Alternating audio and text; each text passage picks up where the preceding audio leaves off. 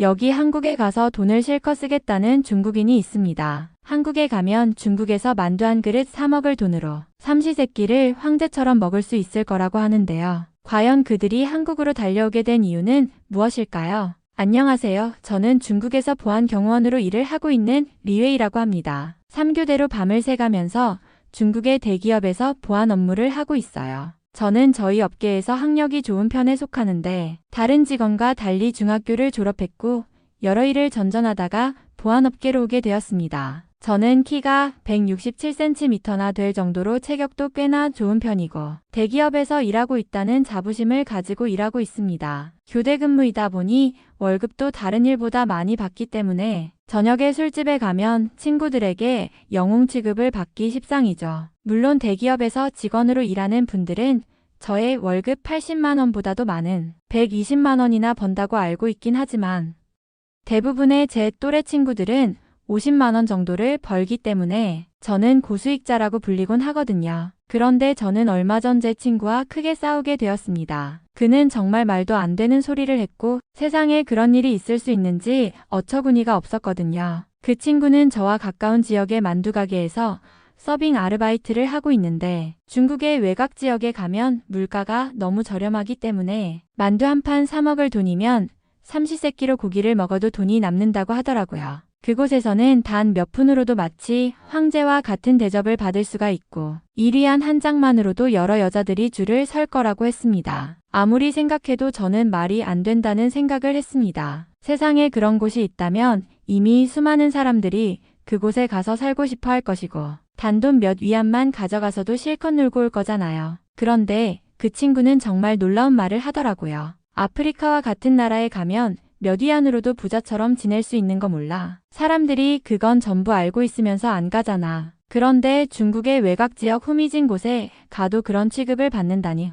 아직 사람들이 모르는 것뿐이지 내 회사 동료도 거기서 황제처럼 놀았대. 저는 정말 믿을 수가 없었는데 친구는 놀라운 사진 몇 장을 보여주더라고요. 여기가 바로 내가 말하는 곳이고 한국이라는 곳인데 중국인들이 정말 많이 넘어가서 거주하고 있어. 왜 중국인들이 거기까지 가서 지내고 있겠냐고. 바로 물가가 너무 말도 안 되게 저렴한데 중국 느낌이 난다고 해서 그런 거야. 저는 왜 그 친구가 왜 한국에 대해서 그렇게 말하고 있는지 이해가 되지 않았습니다. 제가 아는 한국은 워낙 가난한 동네이고 중국인 기준에서는 마치 50년 전에 머물러 있는 거지 소굴인데 왜 친구가 굳이 한국에 가서 황제 취급을 받으라는지 이해되지 않았습니다. 한국은 중국 기준으로 너무 후진 곳이고 중국의 원조 없이는 도저히 살아갈 수 없는 나라잖아요. 중국의 전기를 제공해서 전기불을 켜고 있는 곳이고 중국인들의 기술력을 빌려주어서 간신히 나라처럼 운영된다고 알고 있거든요. 한국은 자체적으로 자원을 생산하거나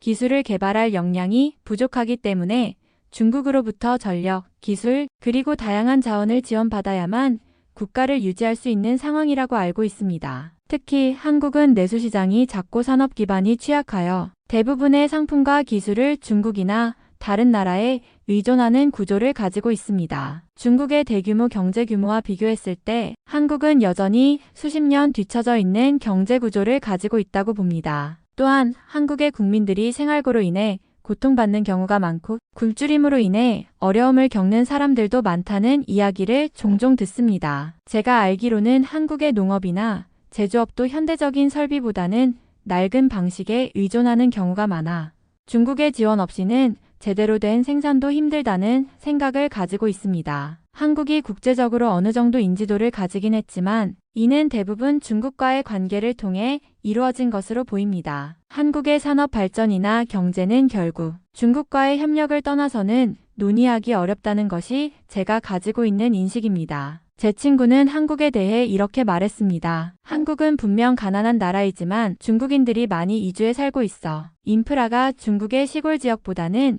조금 더 나은 수준이라는 겁니다. 친구는 특히 한국의 물가가 중국보다 훨씬 저렴하다고 주장했습니다. 그래서 한국에서는 적은 돈으로도 높은 삶의 질을 누릴 수 있기 때문에 중국인들이 한국으로 가서 사업을 하거나 정착하려는 경우가 많다고 하더라고요. 그 친구 말로는 한국에 가면 중국에서 몇십 위안으로도 불가능한 일들이 가능하다고 했습니다. 예를 들어 식사는 물론이고 숙박이나 교통비도 매우 저렴해서 중국에서의 생활비로도 한국에서는 풍족하게 살 수 있다는 겁니다. 심지어 한국에서 사업을 하는 중국인들은 이런 낮은 물가를 활용해 수익을 내고 있다고도 했습니다. 또한 친구는 한국에 거주하는 중국인들이 많아서 한국의 여러 도시들이 이미 중국화되고 있다고 말했어요. 한국의 상가나 음식점에서도 중국어 간판이나 중국어로 된 메뉴를 쉽게 찾아볼 수 있고 중국 문화가 한국에 스며들어 있어 중국인들이 정착하기에도 더 편하다고 했습니다. 그는 이런 점에서 한국이 가난하지만 생활 환경은 중국보다 오히려 나은 점도 있다고 이야기했습니다. 그 이야기를 들으면서도 저는 여전히 의아함을 느꼈습니다. 제가 아는 한국은 가난하고 후진적인 나라라고 생각했기 때문입니다. 그런 나라에 중국인들이 몰려가고 사업을 성공적으로 하고 있다는 이야기가 믿기지 않았습니다. 그런데 친구가 보여준 사진과 이야기들은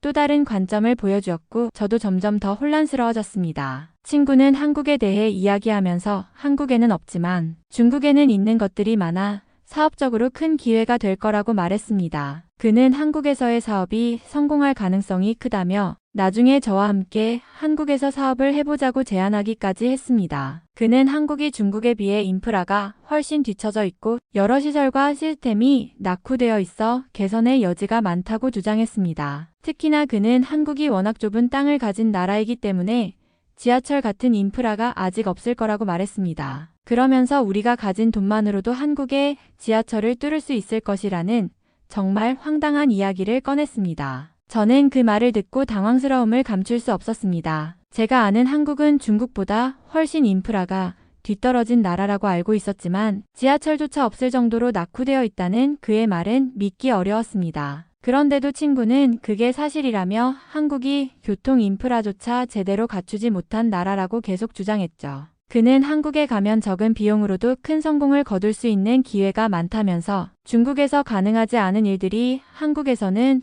충분히 가능하다고 말했습니다. 그는 중국의 기술과 자본이 한국에서는 매우 큰 영향을 발휘할 수 있을 것이라고 확신했습니다. 저는 여전히 그 이야기가 믿기 어렵고 어떻게 그런 말도 안 되는 생각을 하는지 이해되지 않았지만 친구는 끝까지 확신에 차 있었습니다. 그의 이야기를 들으면서도 한국에 대한 제 생각과 친구가 말하는 내용이 너무나 달라 혼란스러웠습니다. 이어지는 이야기에서 친구는 한국에서 경호 관련 사업을 한다면 큰 성공을 거둘 수 있을 것이라고 말했습니다. 그는 한국은 치안이 매우 나쁜 곳이기 때문에 경호 서비스에 대한 수요가 높을 것이라고 주장했습니다. 그러면서 중국에서 우리가 해왔던 경우 업무 시스템만 그대로 구축해도 한국에서는 대박이 날 것이라고 했습니다. 그는 중국의 경호 기술이 한국보다 훨씬 앞서 있다고 말하며 한국은 아직 전문적이고 체계적인 경호 시스템이 부족하니 우리가 그 틈을 공략하면 성공할 가능성이 높다고 했습니다. 특히 그는 중국식 최고급 경호 업체를 한국에 설립하면 한국의 부유층이나 기업들이 큰 돈을 지불하고 서비스를 이용하려 할 것이라고 강조했죠. 다음날 저는 회사에 가서 친구가 했던 이야기를 동료들에게 말해봤습니다. 그런데 회사 사람들은 한국에 대해 무척 후진 곳이라고 이야기하며 친구의 말이 맞을 수도 있겠다는 반응을 보였습니다. 그들은 한국이 얼마나 가난한 나라인지에 대해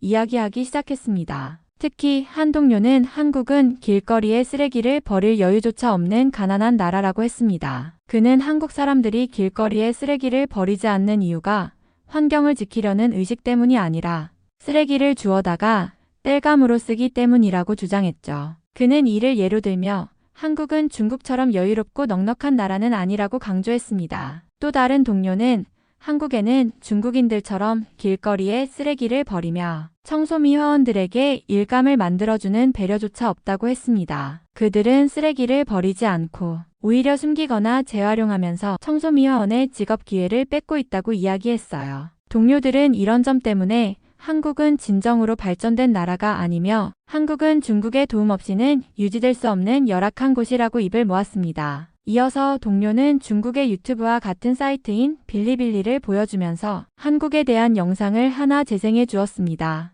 영상에는 한국에서 돈을 펑펑 쓰며 부자처럼 지내는 중국인들의 모습이 담겨 있었습니다. 그들은 값비싼 음식을 마음껏 먹고 쇼핑하며 자유롭게 생활하는 모습이었어요. 특히 동료는 한국에 있는 무제한 음식점에 대해 강조하며 그런 곳에서 아무리 실컷 먹어도 아무도 뭐라고 하지 않는 모습을 보여주었습니다. 이 모습을 본 동료는 역시 한국은 중국인을 왕처럼 대접하는 곳이라고 말하며 감탄했죠. 동료들은 중국에서는 그런 음식점이 있을 수 없다고 입을 모았습니다. 왜냐하면 중국에서는 무제한 음식점을 열면 사람들이 음식을 몰래 싸가거나 낭비해버려 결국 그런 가게들은 오래가지 못하고 망한다고 했습니다. 하지만 한국에서는 워낙 물가가 저렴해서 음식을 무제한으로 제공해도 여전히 가게가 마진을 남길 수 있다고 동료는 주장했습니다. 그는 이런 점이 한국과 중국의 차이라고 말하며 한국에서는 적은 돈으로도 고급 대우를 받을 수 있는 것이 특징이라고 덧붙였습니다. 이 이야기를 들으면서 저는 한국이 정말 그런 나라인지 궁금해졌습니다. 한편으로는 동료들의 이야기가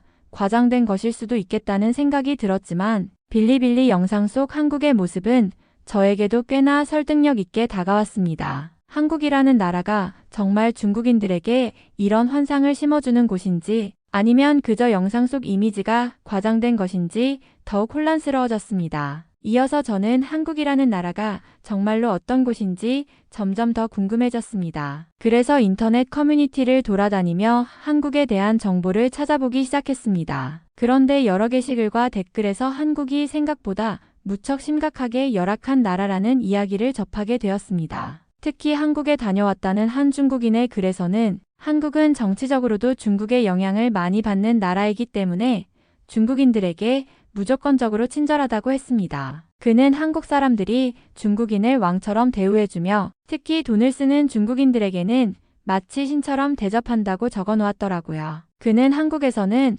중국인 관광객이 돈을 쓰기만 하면 모든 일이 해결될 수 있다고 주장했습니다. 예를 들어 길에서 문제를 겪어도 중국인이 중국어로 몇 마디 하면 사람들이 즉시 도와주며 고급 음식점에서도 중국인이 방문하면 특별 대우를 해준다고 했습니다. 글쓴이는 이런 점이 한국 사람들이 중국의 경제적 지원 없이는 버티기 힘든 현실을 반영한다고 했죠. 이러한 이야기를 들으면서 저는 한편으로는 신기하면서도 다른 한편으로는 의아했습니다. 정말로 한국이 이렇게 중국의 영향을 크게 받는 나라라면 그들의 자존심은 어떻게 되는 걸까 하는 생각도 들었습니다. 그런데도 사람들이 왜 한국에 가고 싶어 하는지에 대해서는 여전히 의문이 남았습니다. 한국이 가난하고 열악한 곳이라면서도 동시에 중국인들에게 친절하고 특별 대우를 해주는 곳이라는 모순이 쉽게 이해되지 않았습니다. 이어서 저는 동료에게 이번 비번인 날 한국에 가자고 제안했습니다. 그는 처음엔 믿기지 않는다는 듯 웃더니 진짜로 가볼 생각이냐?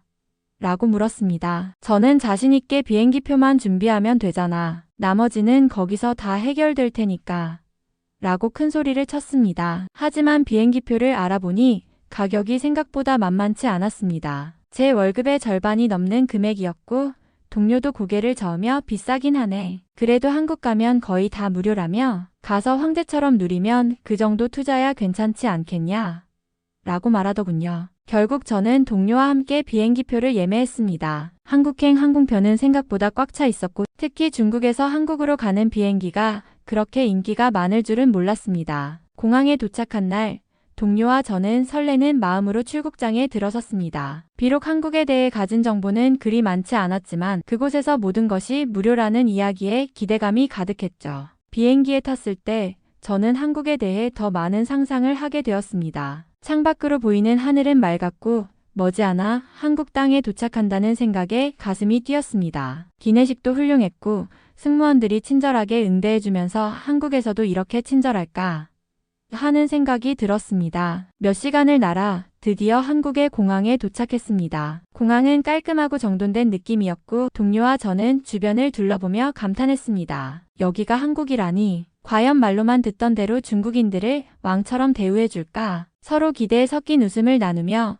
공항 밖으로 발걸음을 옮겼습니다. 이제 우리가 상상했던 한국의 모습과 실제 한국의 차이를 직접 확인해 볼 시간이 다가오고 있었습니다. 이어서 한국 공항에 도착하자마자 우리는 가장 먼저 화장실을 찾았습니다. 공항의 화장실은 굉장히 깔끔하고 세련된 모습이었습니다. 바닥에는 먼지 하나 없이 반짝거렸고 냄새도 전혀 나지 않았습니다. 심지어 세면대에 물도 부드럽게 흘러나오고 화장실 칸마다 비치된 비데까지 깜짝 놀랄 정도로 고급스러웠습니다. 저는 동료를 보며 웃으면서 말했습니다. 이거 전부 중국 기술로 만든 거겠지? 한국이 이런 걸 스스로 만들었다고는 생각도 안 드네. 동료도 고개를 끄덕이며 맞아. 한국은 워낙 중국에 의존하는 나라니까. 여기에 이런 고급 화장실이 있는 것도 중국 기술 덕분일 거야. 한국인들 힘으로는 이런 걸 상상도 못했겠지. 라고 맞장구를 쳤습니다. 또한 이런 고급 화장실이 무료라는 사실에 우리는 어이가 없었습니다. 중국에서는 고급 화장실은 대부분 유료인데 한국에서는 화장실 사용에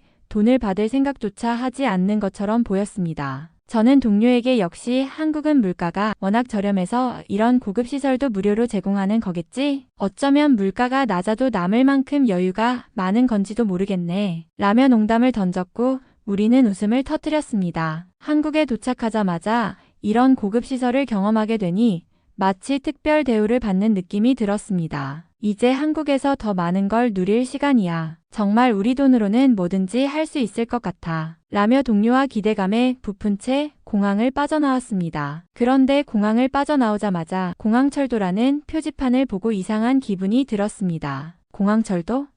라는 단어가 너무 생소하게 느껴졌죠. 저는 동료에게 물었습니다. 이게 뭘까? 지하철이 이렇게 공항과 연결된다고? 동료는 처음엔 별다른 반응을 보이지 않았지만 표지판을 보며 한국에 지하철이 있긴 한가? 라고 물었습니다. 저는 사실 한국에 지하철이 있다는 사실조차 믿기 어려운 상황이었어요. 한국에 지하철이 있다니 이건 좀 이상하지 않아? 좁은 땅에 어떻게 지하철을 놓을 수 있지? 게다가 서울이라는 수도까지 가는 거라니. 사실 한국에 대한 제 상식은 그리 많지 않았고 내가 알던 한국은 그저 좁고 가난한 나라라는 생각이 지배적이었기 때문에 이런 대중교통 시스템이 존재한다고 생각지도 못했습니다. 하지만 공항철도는 마치 서울로 향하는 마법의 통로처럼 느껴졌습니다. 서울로 간다고?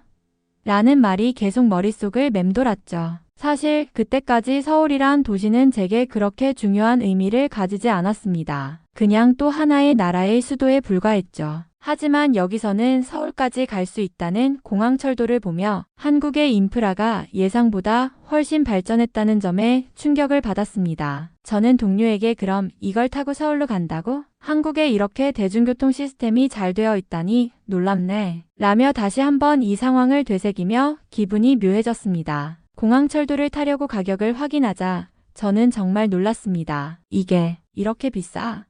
그 비용이 중국의 대중교통 비용과 비교해보면 정말 충격적이었어요. 중국에서의 대중교통은 굉장히 저렴한 편이라 어느 도시든 1위안 정도면 버스를 탈 수 있었고 지하철 역시 몇 위안만 있으면 충분했죠. 그런데 한국의 공항철도 요금은 중국에서의 10배 이상이었어요. 한국 돈으로 중국에서는 버스비가 200원이라면 한국의 대중교통 요금은 2,000원은 되었거든요. 저는 동료에게 물었습니다. 이거 진짜야? 이렇게 비쌀 수가 있나? 한국은 물가가 싸다더니 이건 아니지 않나? 동료도 저만큼 놀라서 눈을 크게 뜨며 대답했습니다. 말도 안 돼, 이 가격이? 우리가 그냥 상상하는 물가와는 다르네. 이렇게 비쌀 줄은 몰랐어. 사실 한국에 대한 제 예상은 물가가 상당히 저렴하다는 느낌이었거든요. 그런데 이건 정말 예상 밖이었어요. 한국의 공항철도가 이렇게 비싸다니 이건 좀 의외다. 한국 사람들은 이런 비용을 매일 내고 다닌다고?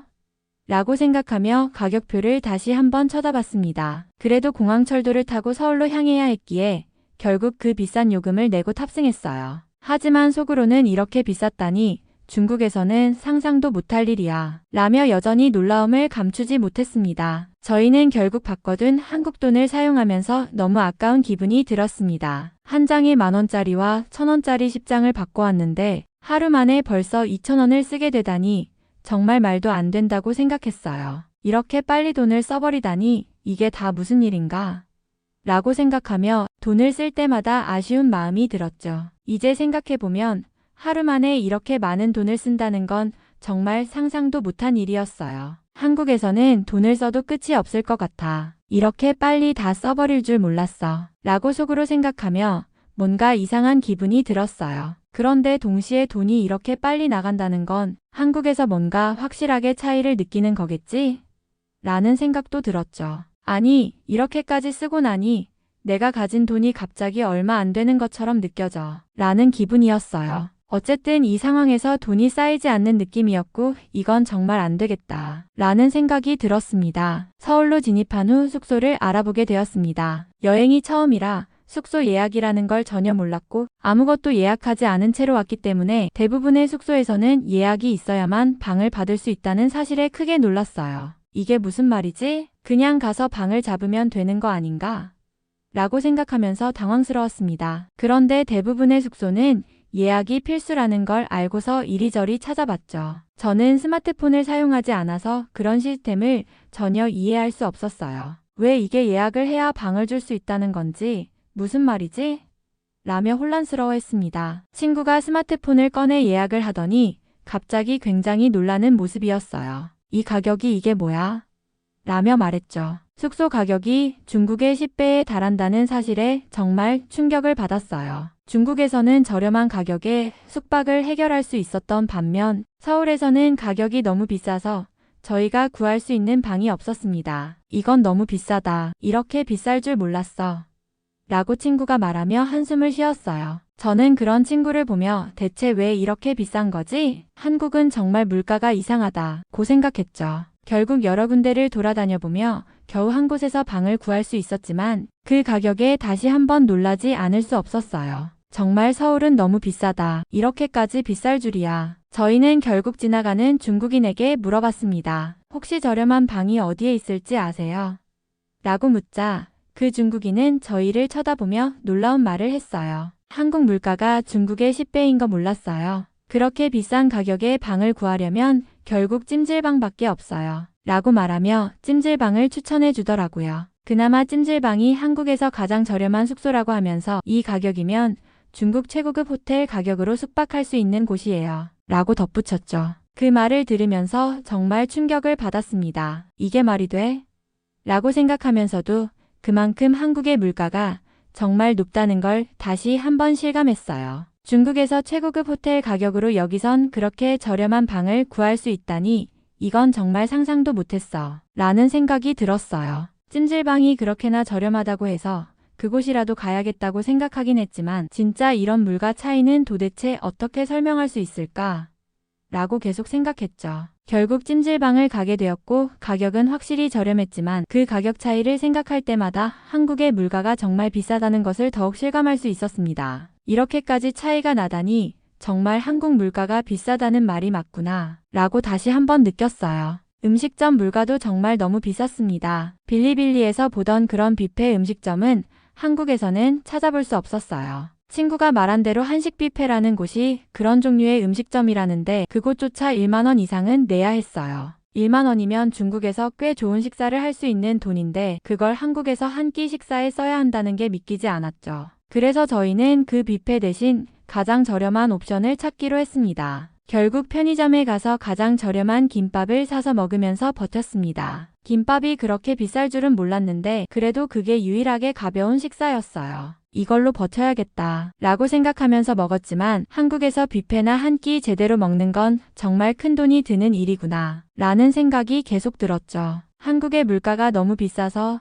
처음 느낀 충격이 가시지 않았습니다. 명동에서 저희는 중국인임을 알아본 한 중국인과 대화를 나누게 되었습니다. 그는 저희를 불쌍하게 보며 한국에서의 상황에 대해 설명해 주었어요. 여기 한국은 중국 본토에서 알던 나라랑은 너무 다르다고 하면서 자신도 처음 한국에 왔을 때 잘못된 정보를 가지고 와서 힘들었었다고 말하더군요. 그는 예전에는 한국이 중국보다 물가가 훨씬 저렴하고 살아가기 쉬운 곳일 거라고 생각했지만 현실은 전혀 달랐다고 하더라고요. 그 사람은 처음에는 힘들었지만 결국 공장에서 일하는 직업을 구하면서 자리를 잡았다고 말했어요. 한국의 물가는 정말 너무 비싸서 처음엔 정말 고생했다. 면서 한국에 있는 중국인들 중에는 내가 겪은 것처럼 처음에 힘든 상황을 겪는 사람이 많을 거다. 고 덧붙였어요. 한국의 음식점들을 구경하면서 한참을 걷고 나서 최고급 호텔 근처를 지나가게 되었습니다. 그곳의 모습은 정말 인상적이었어요. 거리도 깔끔하고 사람들도 별로 없어서 너무나 조용하고 정돈된 분위기가 좋았습니다. 거리는 정말 깨끗했고 거리의 풍경은 중국과는 다른 느낌이었죠. 중국에서 볼 수 없던 고급스러운 건물들과 깔끔한 거리 풍경을 보면서 한국은 정말 다르게 느껴졌어요. 음식점들은 대부분 구경만 하고 지나갔지만 그곳의 고급스러운 분위기와 질 좋은 음식들을 보면 한국이 중국보다 훨씬 더 발전된 나라라는 생각이 들었습니다. 특히 도시 전반적인 분위기나 거리의 관리 상태를 보면 한국이 정말 잘 정비된 나라라는 인상을 받았어요. 그런 점에서 한국은 자신이 상상했던 것과는 다르게 굉장히 발전된 나라라는 생각이 들었죠. 사실 중국에서는 길거리에 쓰레기를 일부러 버려야만 환경미화원의 일이 생기고 그들의 수입이 유지된다고 배운 적이 있었어요. 학교에서도 선생님들이 그런 말씀을 많이 해주셨고 그게 중국 사회의 현실이라고 생각했었죠. 그런데 한국에 와서 길거리를 돌아보니 쓰레기가 하나도 없고 정말 깨끗한 모습을 보게 되었습니다. 이런 모습이 훨씬 보기 좋았고 오히려 사람들이 쓰레기를 버리지 않는 문화가 어떻게 유지될 수 있는지 궁금해지기도 했습니다. 쓰레기가 없는 길거리를 걸으면서 한국 사람들이 얼마나 환경을 중시하는지 느껴졌어요. 중국에서는 길거리에 쓰레기가 자주 보였던 것과 달리 한국은 도시 전반적으로 정말 깔끔하게 유지되어 있는 것 같았습니다. 이런 환경은 사람들이 자부심을 느끼게 할 수 있고 생활 속 작은 부분에서라도 도시를 깨끗하게 유지하려는 의지가 대단하다는 생각이 들었죠. 저희가 정말 놀랐던 점 중 하나는 한국인의 양심이었습니다. 제 친구가 공원 벤치에 스마트폰을 두고 간 적이 있었어요. 그때 한 한국인이 뛰어와서 저희에게 그 스마트폰을 건네주더라고요. 사실 제 친구는 스마트폰을 잃어버린 줄도 몰랐기 때문에 그 비싼 휴대폰을 잃어버릴 뻔했던 거였죠. 그런데 그 한국인이 그렇게 즉시 돌려주어서 너무 놀랐습니다. 중국에서는 그런 일이 거의 없어서 스마트폰을 잃어버리면 찾을 가능성이 거의 없다는 걸 알고 있었어요. 그런데 한국에서는 사람들이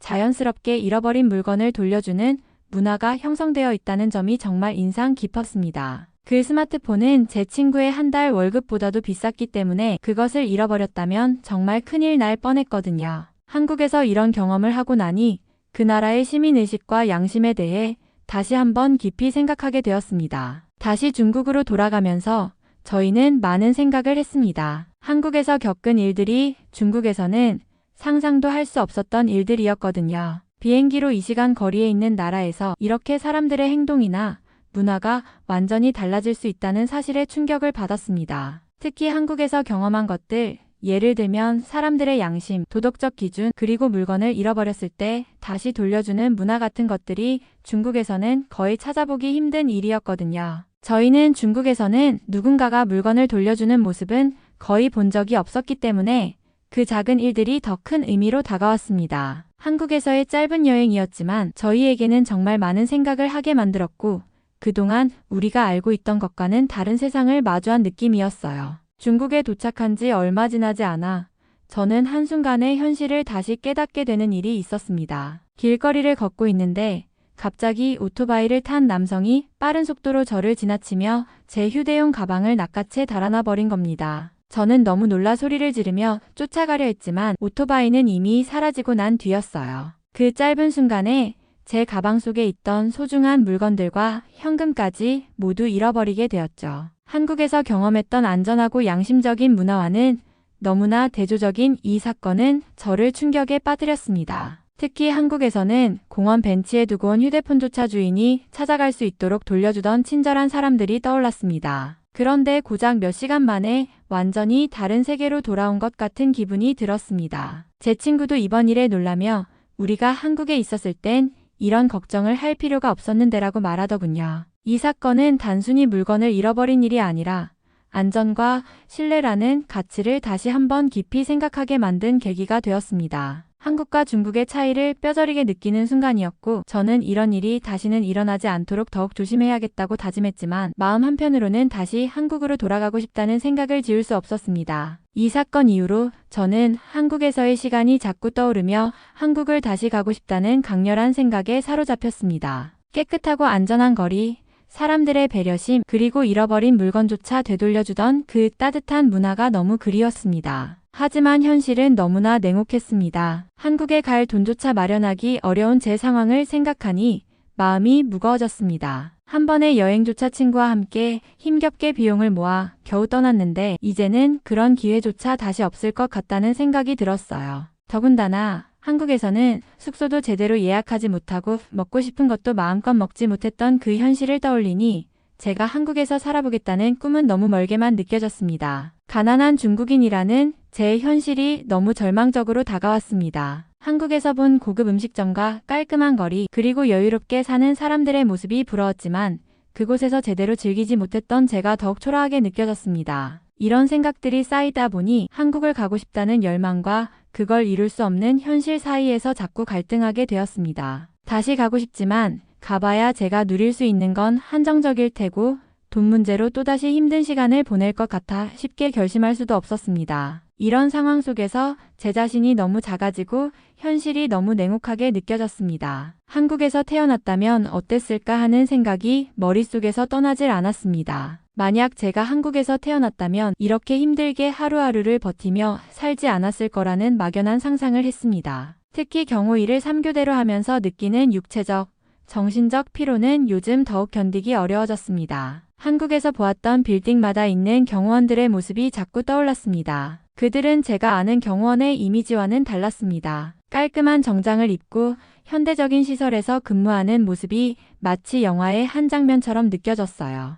반면 저는 낡고 허름한 사무실에서 하루 종일 긴장 상태로 일을 해야 하고 때로는 푸세식 화장실을 이용해야 하는 현실이 너무나도 대조적이었습니다. 한국에서는 공공건물이나 빌딩의 화장실조차 현대적이고 깔끔한 환경이었고 그런 곳에서 일하는 경호원들은 저희와는 전혀 다른 삶을 사는 것처럼 보였습니다. 제가 한국에서 본 화장실은 마치 호텔 수준의 시설처럼 고급스러웠습니다. 그곳에서 경호원으로 일한다면 지금처럼 힘들고 지저분한 환경에서 고생하지 않아도 되었겠다는 부러운 생각이 들었습니다. 이 모든 비교와 상상 속에서 현실로 돌아오면 제가 서 있는 자리가 너무 작고 초라하게 느껴졌습니다. 한번 떠났던 한국이 너무 그리웠고 동시에 그곳에서의 삶이 저에겐 너무 먼 꿈처럼 느껴졌습니다. 하지만 이런 생각이 들수록 한국에서 다시 살아보고 싶다는 열망은 점점 더 커져갔습니다. 한국에서 봤던 또 하나의 놀라움은 바로 한국인들의 키였습니다. 중국에서는 제 키가 나름 큰 편이라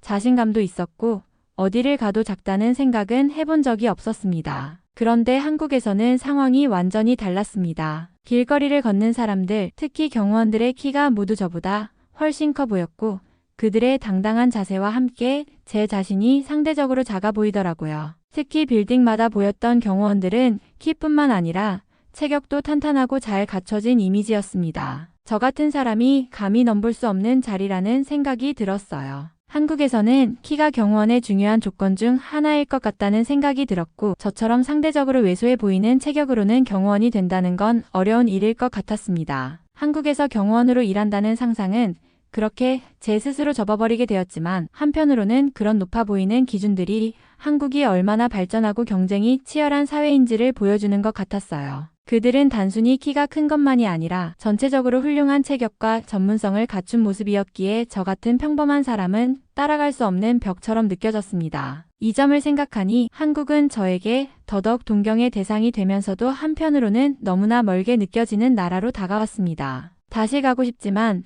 동시에 제가 거기서 살아갈 수 있을까 하는 두려움도 함께 밀려왔습니다. 한국에서의 경험을 떠올리면 떠올릴수록 제가 중국인이라는 현실이 너무나도 좌절스럽게 느껴졌습니다. 그곳에서 봤던 깨끗하고 질서 있는 거리, 친절한 사람들, 그리고 무엇보다도 체계적인 사회 시스템은 마치 다른 세계처럼 느껴졌습니다. 그런 나라에서 잠시 머물렀던 시간은 정말 꿈 같았지만 다시 중국으로 돌아와 현실을 마주한 순간 모든 게 무너져 내리는 기분이었어요. 가난한 중국인으로서 한국에 다시 갈 수 있을까 하는 생각만으로도 숨이 막히고 우울함에 빠져들었습니다. 한국에서의 삶은 너무 멀리 느껴졌고 현실적으로 저에게는 다가갈 수 없는 꿈 같은 존재였어요. 거기서 본 높은 빌딩들, 깨끗한 화장실, 질서 정연한 대중교통, 그리고 사람들의 높은 시민의식까지 모든 것이 제가 속한 이곳과는 너무나 달랐거든요. 한국에서의 시간을 떠올리며 내가 만약 한국에서 태어났다면 어땠을까?